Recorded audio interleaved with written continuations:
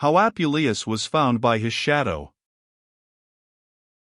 As we passed by the way we met with a tall soldier, for so his habit and countenance declared, who with proud and arrogant words spake to my master in this sort: Quorsum vacuum ducis assonum?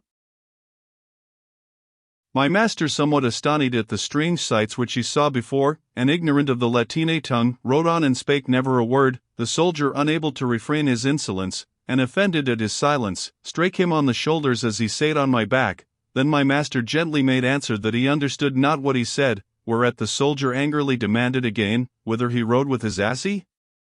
Marry, quoth he, to the next city, but I, quoth the soldier, have need of his help, to carry the trusses of our captain from yonder castle, and therewithal he took me by the halter and would violently have taken me away, but my master, wiping away the blood of the blow which he received of the soldier, desired him gently and civilly to take some pity upon him, and to let him depart with his own, swearing and affirming that his slow asse, well nigh dead with sickness, could scarce carry a few handfuls of herbs to the next town, much less he was able to bear any greater trusses. But when he saw the soldier would in no wise be entreated, but ready with his staff to cleave my master's head, my master fell down at his feet, under colour to move him to some pity. But when he saw his time, he took the soldier by the legs and cast him upon the ground. Then he buffeted him, thumped him, bit him, and took a stone and beat his face and his sides, that he could not turn and defend himself, but only threatened that if ever he rose, he would chop him in pieces.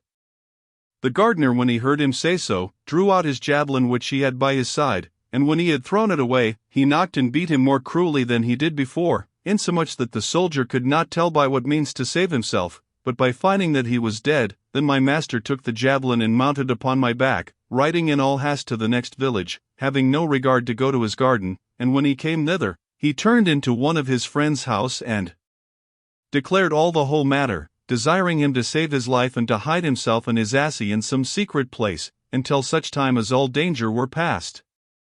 Then his friends, not forgetting the ancient amity between them, entertained him willingly and drew me up a pair of stairs into a chamber. My master crept into a chest, and lay there with the cover closed fast. The soldier, as I afterwards learned, rose up as one awaked from a drunken sleep, but he could scarce go by reason of his wounds. Howbeit at length by little and little through aid of his staff he came to the town, but he would not declare the matter to any person nor complain to any justice, lest he should be accused of cowardice or dastardness. Yet in the end he told some of his companions of all the matter that happened. Then they took him and caused him to be closed in some secret place, thinking that beside the injury which he had received, he should be accused of the breach of his faith, by reason of the loss of his spear. And when they had learned the signs of my master, they went to search him out. At last there was an unfaithful neighbor that told them where he was. Then incontinently the soldiers went to the justice, declaring that they had lost by the way a silver goblet of their captain's, and that a gardener had found it,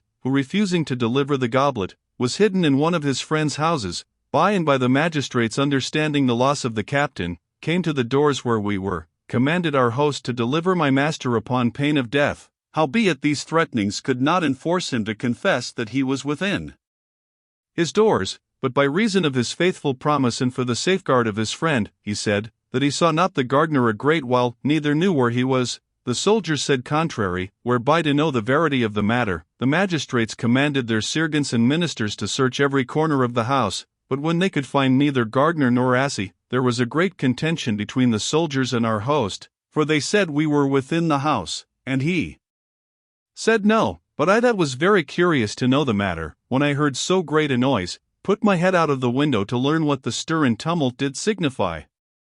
It fortuned that one of the soldiers perceived my shadow, whereupon he began to cry, saying that he had certainly seen me. Then they were all glad and came up into the chamber, and pulled me down like a prisoner. When they had found me, they doubted nothing of the gardener, but seeking about more narrowly, at length they found him couched in a chest. And so they brought out the poor gardener to the justices, who was committed immediately to prison. But they could never forbear laughing from the time they found me by my shadow, wherefore is risen a common proverb, the shadow of the asse.